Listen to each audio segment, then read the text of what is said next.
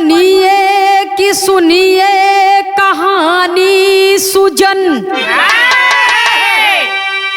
थी अकेली दुल्हन जिसके परिवार में था भरा सब महल में पर सूखा चमन,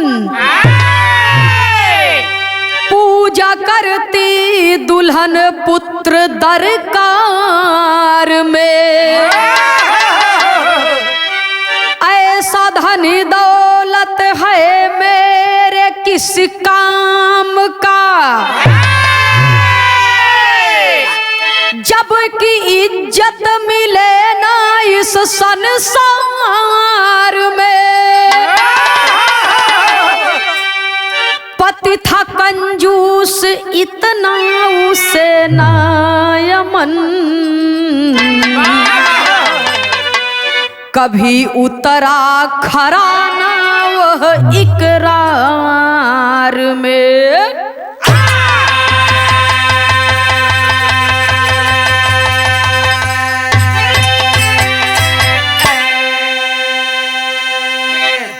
सुनने वाले श्रोता सज्जनों, एक बनिया का परिवार है,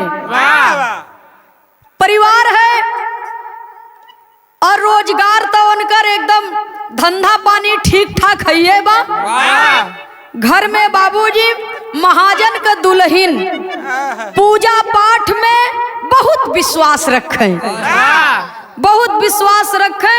कमी कौनो चीज का नहीं बा, सिर्फ एक ही बात का कमी बा कि हम दोनों प्राणी के बाद इस परिवार का दीपक जलाने वाला कोई उत्तराधिकारी नहीं है।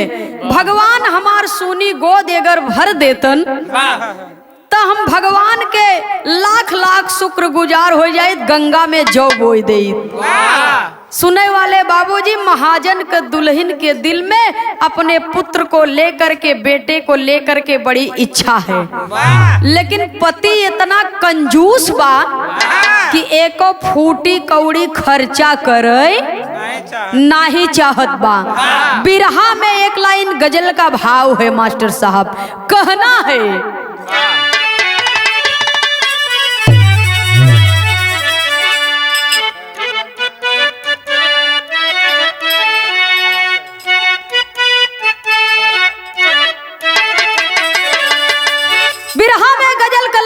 कहना है, अब मजा नहीं आता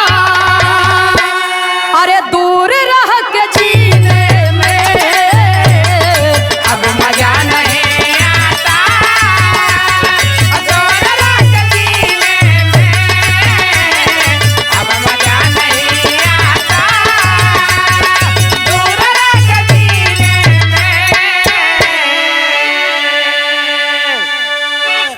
अब मजा नहीं आता अरे दूर रह के जीने में,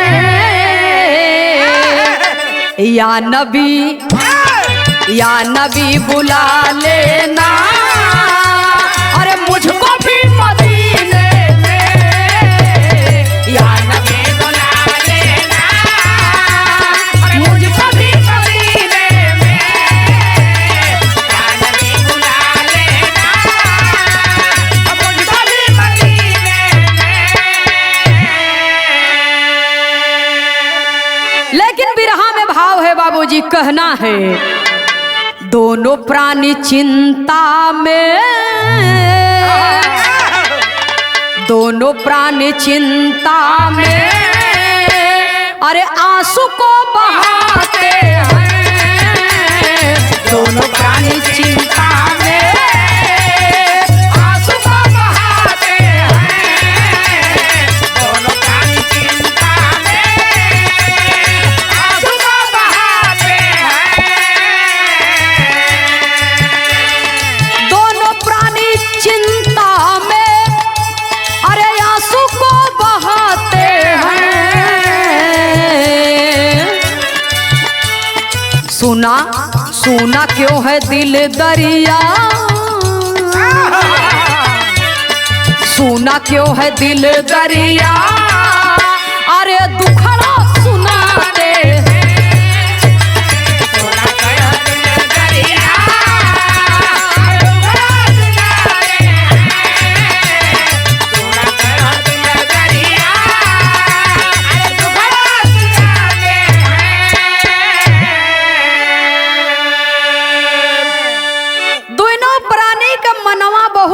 स्थित बा, गोदी में एको संतान नहीं।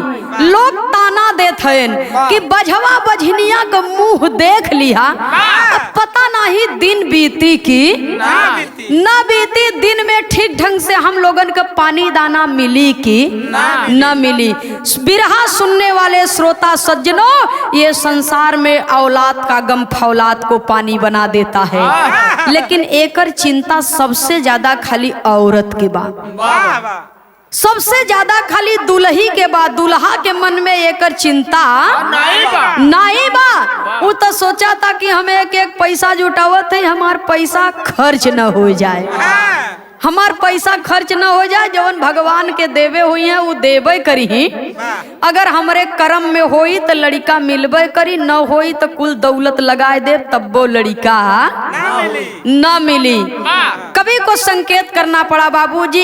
एक दिन महाजन अपने मन में विचार किए और घर से निकल दिए। कैसे भैया कहना है,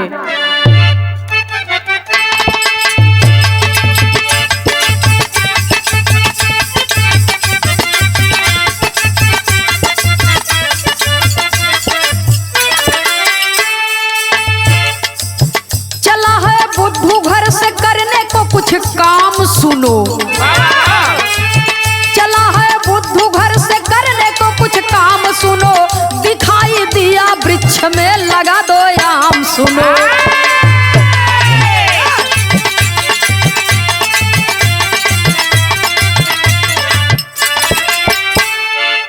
चढ़ा है पेड़ पर वो आम को गिराया है,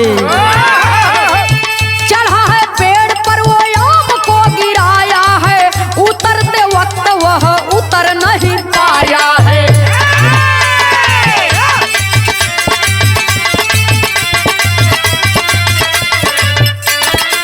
माना मनौती वहां ईश्वर मुझे पार करो,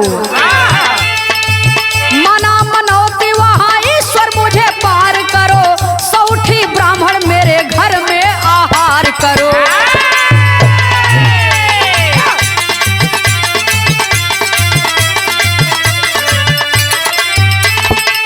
उतरा है आधी दूर दिल में तब विचार किया, उतरा है आधी दूर दिल में तब विचार किया, 50 ब्राह्मण को खिलाऊं यह करार किया।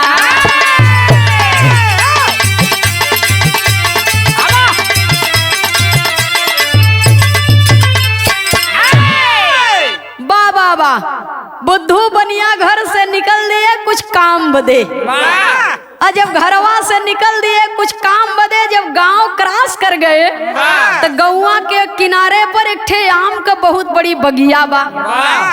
आम का बहुत बड़ी बगिया बा बाबूजी, लेकिन आम ओके कहीं नजर नहीं आवत बा। एक पेड़ पर जब देखें गौर से तो 2 आम फरा बा, वो एकदम टुन्नासे पर ऊपर। अब हाथे में लग्गा उग्गा नहीं बा कि तोड़ ले वो बेचारू। आम के लालच में सर सर सर सर सर सर सर सर पेड़े पर लगे चढ़ाई, आ जब पेड़े पर सरसरा के चढ़ गए, आम तो तोड़ के गिरा दिए। लेकिन जब नीचे झांकता है, कहो अरे बाप रे बाप, इतना ऊपर हम चढ़ी आए, इतना ऊपर हम चला आए, अब हम यहाँ से गिर तो मर जाए, मर जा तो हमारे 13 में मजे पैसा लागे, हमार कुल धनवे लुटाई जाए। वही अपने मन में विचार करतबा, कहता है भगवान हमें उतार देता, अगर हम निके सुखे उतर जाए तो 100 ठे ब्राह्मण बुलाए के घरे भोजन कराऊ। इतना कह के हिम्मत बांध के कैसे धीरे धीरे धीरे धीरे उतरत है पेड़ पर से। जब आधा दूरिया उतर गए तो कहे ब्राह्मण तो ब्राह्मण 100 ठी नहीं 50 जने के खियाऊ, कहे 50 जने के खियाऊ, लेकिन आधा है। हाँ खियाऊ लेकिन आधे खियाऊ। और जब पेड़ के नीचे उतर गया एकदम से, तब अपने मन में वो महाजन सोचत कहां बिरहा में एक लाइन तर्ज लगी मास्टर साहब।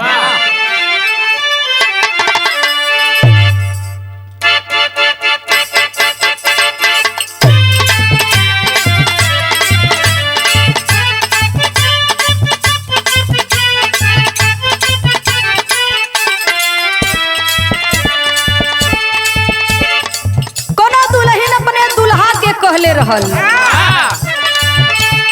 दिनवा सुदिनवा के भेदिया भुलाई जा। अरे दिनवा सुदिनवा के भेदिया भुलाई जा, डोली लेके आजा जी।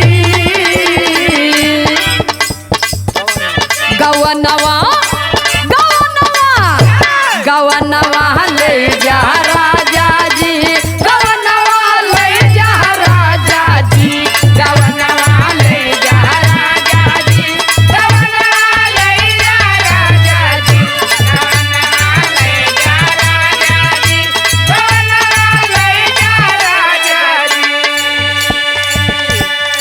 लेकिन बिरहा में भाव है बाबूजी, कंजूस बनिया जब पेड़ से नीचे उतरत बा तब का सोचत बा। अरे उतर जमीनिया पे मानता भुलाई गे, हाँ हाँ उतर जमीनिया पे मानता भुलाई गे, कम कई दिहलस जी। बभनवा बभनवा एक खियौलस जी, बभनवा एक खियौलस जी, बभनवा एक खियौलस जी, बभनवा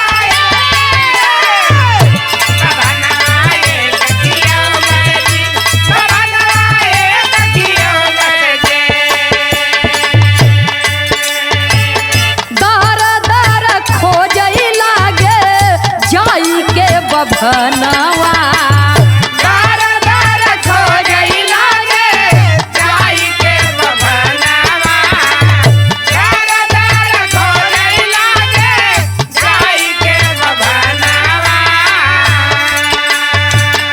ओही के खियाई बजावन कम करे भोजनवा, ओही के खियाई बजावन कम करे भोजनवा,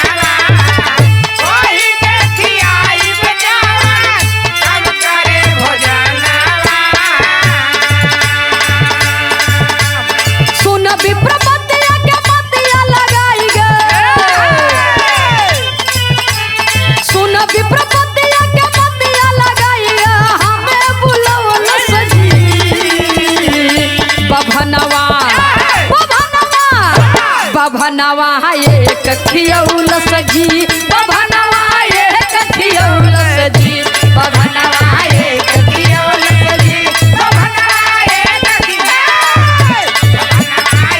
खियौलस जी, बभनवा एक खियौलस जी। जब पेड़ के नीचे उतर गए महाजन तो अपने मनवा में सोचत हन कि मनौती तो मनौती है, ब्राह्मण तो ब्राह्मण, चाहे 100 ठिखियाई चाहे 50 ठिखियाई चाहे एक का जने को भोजन कराई। अब वो घरे जब आए तो जगह जगह जाए के गांव गांव पंडित हेरे लागेन कि जे सबसे कम भोजन करत हुए, जे दक्षिणा में कुछ मांगई ओंगई न उन्हीं के हम लियाई आओ, अब वो नहीं के भोजन अपने दुआरे कराऊ। तब कवि को संकेत करना पड़ा, बिरहा शैली में टेरी के भाव में लिखना पड़ा।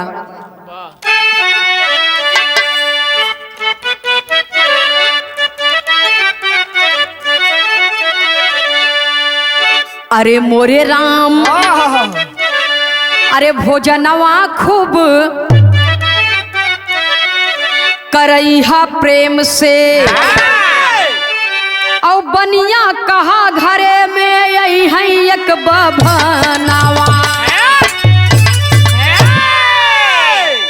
जाए के कतौ से एक ठे ब्राह्मण के निमंत्रण दे के आयन, अपने दुल्हन के लगे आए के कहते कि सुना हो लक्ष्मी, कल हमरे यहाँ ब्राह्मण देवता यही भोजन करे बदे एकदम प्रेम से सुकून से भोजन कराया, तनिको दिल में टेंशन और चिंता मत करी है, आराम से भोजन कराऊ।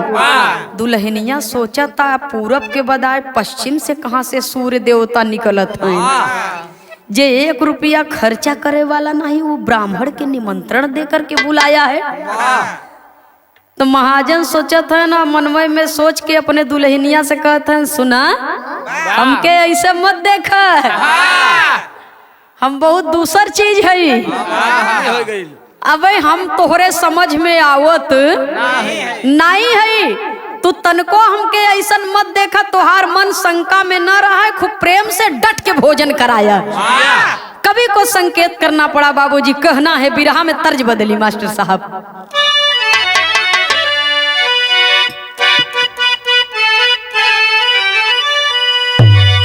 अरे आवेला बसंत ऋतु, आवेला बसंत ऋतु, अरे उड़े लगर दी हो मोरी देहिया भइल बापी यार दी हो मोरी देहिया भइल बापी यार दी हो मोरी देहिया भइल।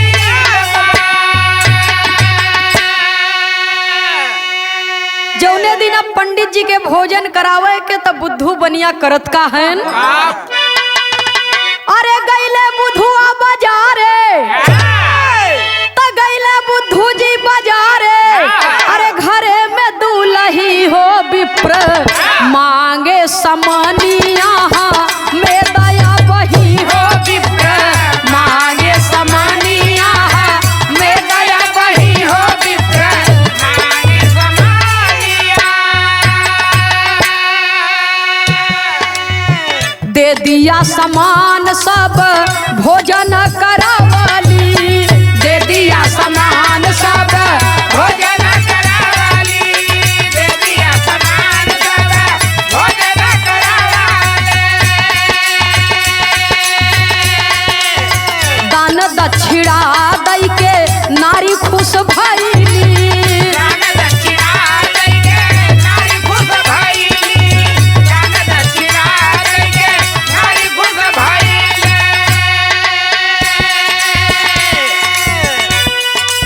शुभ बदुआर जय जय, शुभ बदुआर जय जय कारज बही हो आए, प्रेम से भोजनिया का राव दुलही हो आए, प्रेम से भोजनिया का राव दुलही हो आए, प्रेम से भोजनिया।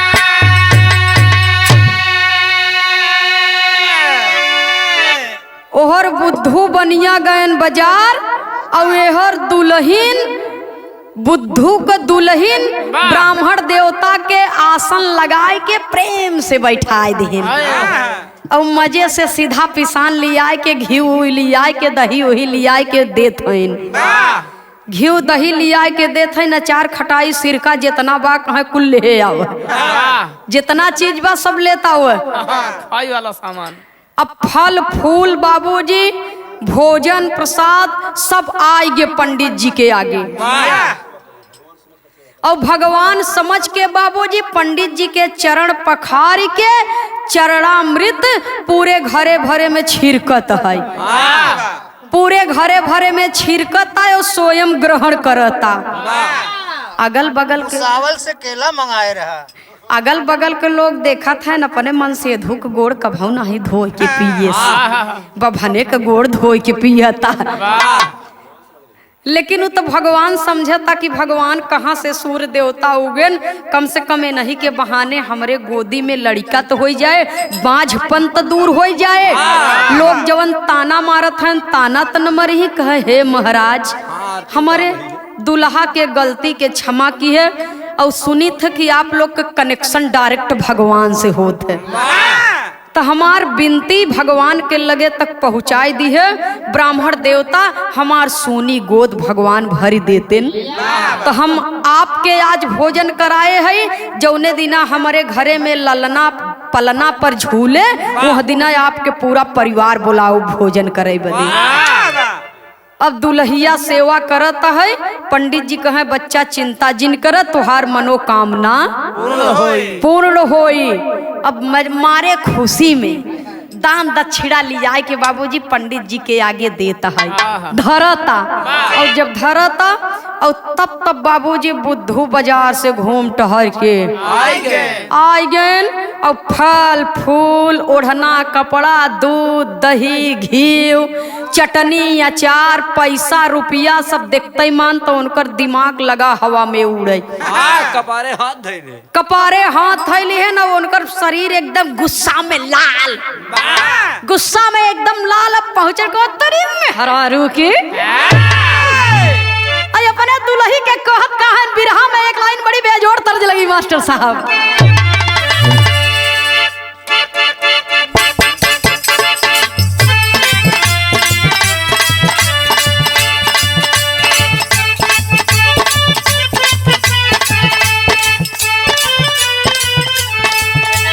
नाही मजा काशी बनारस,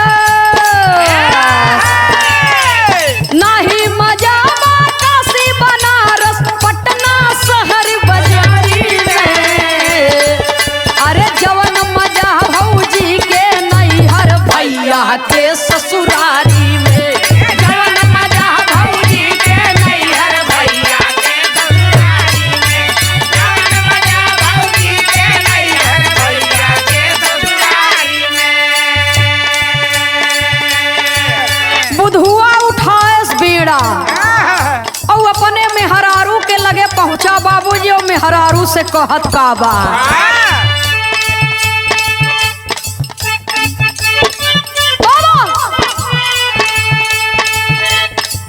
अरे बुधुआ आया भवन में अपने, बुधुआ आया भवन में अपने पतरी देख दुआरी पे। अरे ऐसन सेवा कैलू जैसे आई रहे न ससुरारी से, ऐसन सेवा कैलू जैसे आई रहे न ससुरारी, ऐसन सेवा कैलू जैसे आई रहे ससुरारी में। सुनई वाले बाबूजी अब बुधुआ बेड़ा उठाई लिहेस, पतरी देखते मान सारी सामग्री देखते मान बाबूजी ओकर गुस्सा को वारा पार नहीं वो कोई ऐसा सेवा करत हूँ जना तोहर भाई जाई रहे ससुरारी से हमार सारा आई हैं, ऐसा सेवा कहे हूँ इनकर का करता बाबूजी।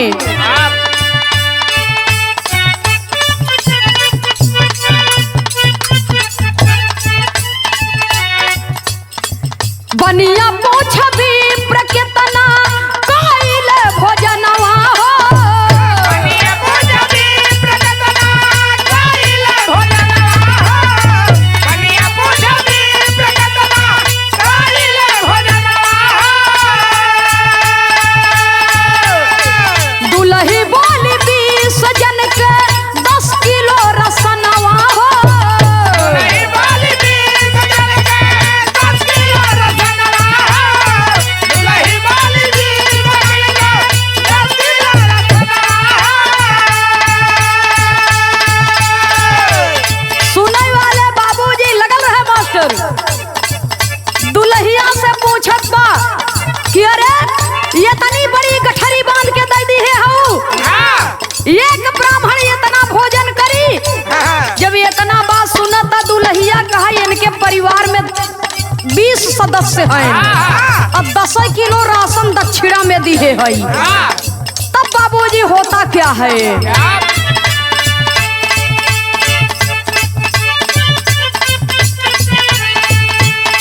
बनिया बोला देखा नहीं,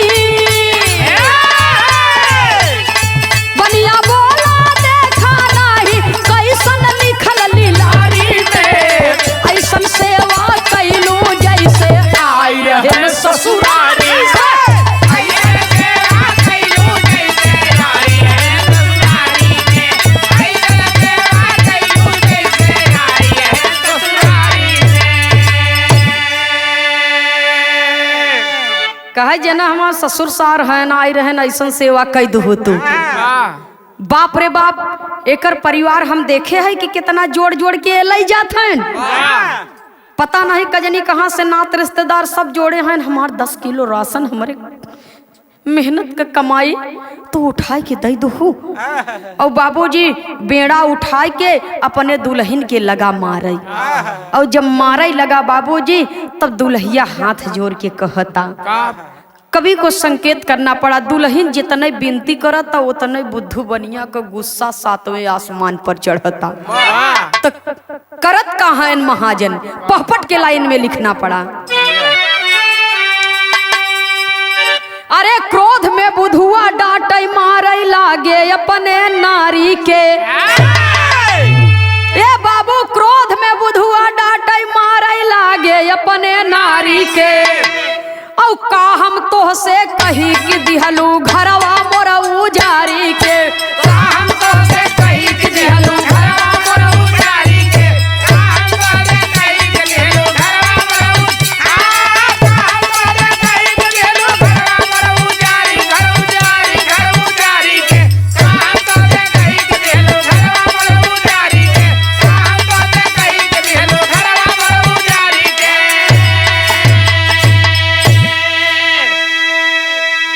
और धड़कन बढ़ गया जिगर के उनके। और नाचेला पैया हो। अंतिम समय में ना ही कोई लगी है तो हर सहैया हो। अरे प्राण छूट गया गाढ़े में वो डाल सी अपने नारी के। और का हम कही कि दिहलू घर उजारी अपने नारी के। अरे बाप रे बाप, ऐसे तू दान दक्षिणा दे लगबू तो हमार घर वही उजारी देबू। हमार घर उजारी देबू, हमार घर उजार के हमें कंगाल कह देबू। तू लक्ष्मी नहीं हो तो कुलच्छनी हो। हमारे मेहनत के कमाई तू दई दुहू एके बभने के। अरे दू रोटी खिया के एके विदा कह दिए हो तू। और हमारे मेहनत का कमाई एका इतना रुपया इतना पैसा इतना धन दे दू। ऊपर से 10 किलो रसनौ बांध दे हो गठरी में। जे बाबूजी 1 रुपया कभू खर्चा करे वाला नहीं, ओकरे लिए जना 10 किलो बहुत बा। और लगा कंजूस बनिया के धड़कन बढ़े। और जब धड़कन बढ़े लगा बाबूजी तो कभी को संकेत करना पड़ा। धीरे धीरे धीरे धीरे बाबूजी वो लागन जब धरती पे गिर गए बेहोश हो लागन। अरे बाप रे बाप, का कही हमार दाई बड़ी माया हमार दाई दी है। हमार दुल्हन हमार घर लुटाई दे। हमारे बुढ़ाई में हमार के साथ दे, ऐसे कुल धन हमार चला जाए थे। हम नहको मनौती मान लिहा। ऐसे बात कह कह के बाबूजी वो कंजूस बनिया पछताता। आई छोटी सी बात बाबूजी दिल पर लग गई। और जब दिल पर लग गई बाबूजी तो उनकी धड़कन बढ़ने लगी। और अंत में उनको अटैक आया और ये संसार को छोड़ करके चल गए, अलविदा हो गए। और जब मर गए बाबूजी तब दुल्हिया रोता, रो के कहत का बा। कभी को संकेत करना पड़ा आल्हा के लाइन में।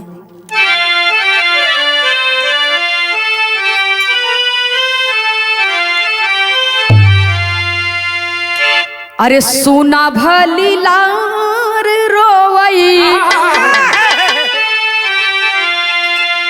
सुना भली लार रोवई। अरे घरवा में लुगई आए भैया। गौवा के लोग सब धाये सुनी पुकार।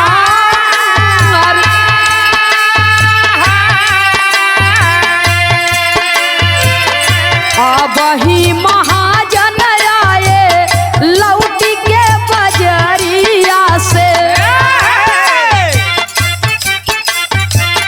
गिरी गई दुल्हिया तब लसियनी हा।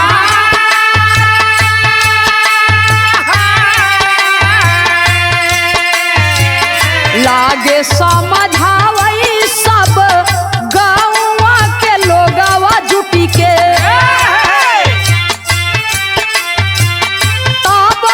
चिड़ियावा कैली पवन बिहार।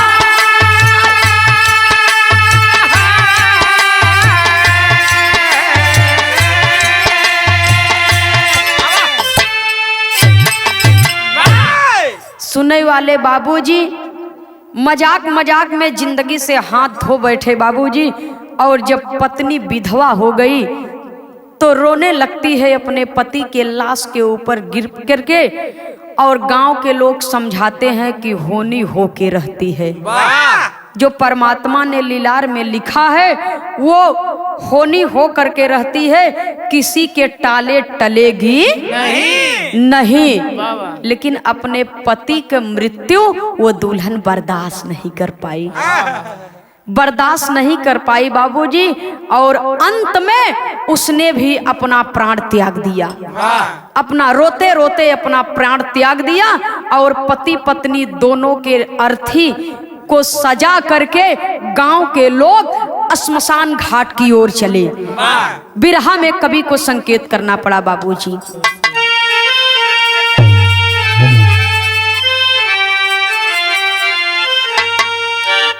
अर्थी निकली सज के नारी संग में सजाना। बाबू अर्थी निकली सज के अरे नारी संग में सजाना। द्वारी बाजे लागे तब से बिरह के बजना।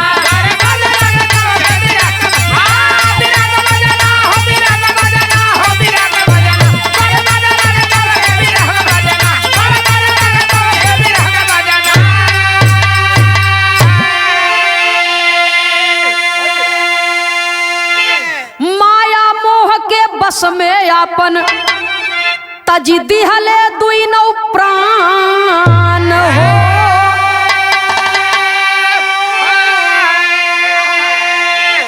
आई है बदुखड़ा यही नगरी के तज ममता अभिमान हो।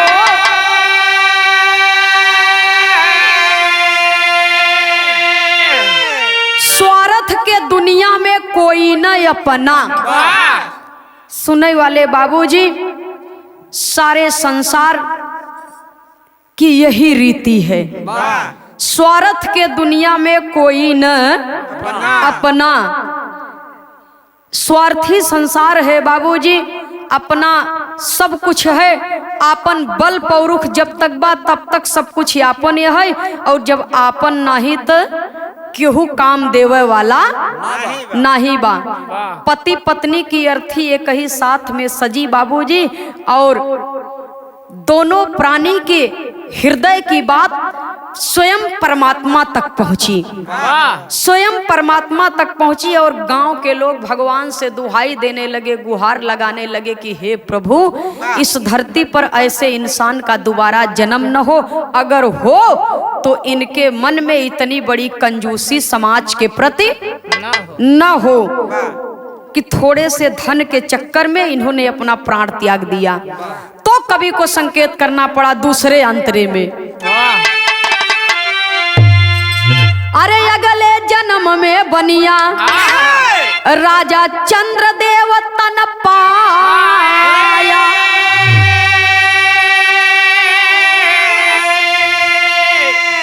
अरे नारी अमरावती तब, हे नारी अमरावती देवी तब है कहा।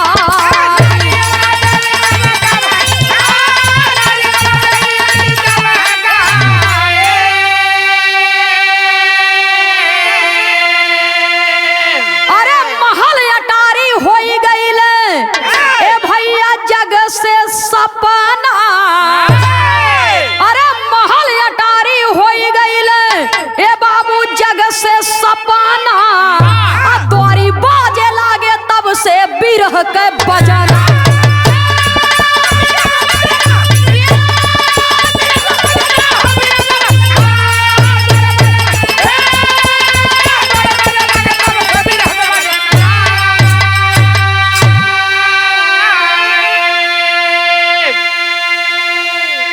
लेकिन शायद लोगों के हृदय की पुकार और उसकी दुल्हन ने जो दुर्गति सही थी अपने पति के साथ में, उसकी आत्मा के पुकार को परमात्मा ने सुन लिया और कहा कि तुम लोगों का पुनर्जन्म इस धरती पर होगा। और तुम लोगों का नाम इतिहास के पन्नों में स्वर्ण अक्षरों से अंकित होगा। सुनने वाले बाबूजी, इस धरती पर दानी राजा तो बहुत हुए, लेकिन दानियों में एक दानी राजा चंद्रदेव हुए। राजा चंद्रदेव की जीवनी आप पढ़ सकते हैं सर्च करके। दानियों में एक राजा चंद्रदेव हुए, वही बनिया, पूर्व जन्म का बनिया पुनर्जन्म में राजा चंद्रदेव हुआ और उसकी पत्नी रानी अमरावती हुई। रानी अमरावती हुई और अमरावती का नाम इतिहास के पन्नों में स्वर्ण अक्षरों से अमर है बाबूजी। कवि को संकेत करना पड़ा, अमरावती के नाम से अमरावती शहर बसाया गया। और राजा चंद्रदेव, यहाँ तक प्रमाण मिलता है बाबूजी कि दान में अपना राजपाट, महल, अटारी सब कुछ दे दिए थे और अपने पति के जिंदगी बचाने के लिए, सतीत्व को बचाने के लिए रानी अमरावती अपने पुत्र की दोनों आंखें भी दे दी थी दान में। कवि को संकेत करना पड़ा बाबूजी, परमात्मा ने उनके हृदय की पुकार सुन लिया और उनका नाम स्वर्ण अक्षरों में आज अंकित है। आखिरी लाइन में कहना है,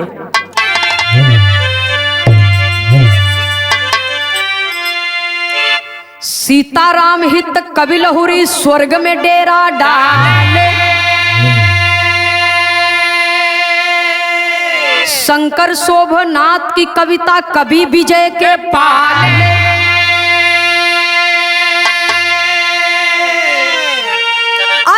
भोजनवा खूब कराऊ प्रेम से, ए रानी भोजनवा खूब कराऊ प्रेम से, अनंदनी खेमराज पूजे सदगुरु चरणवा भोजन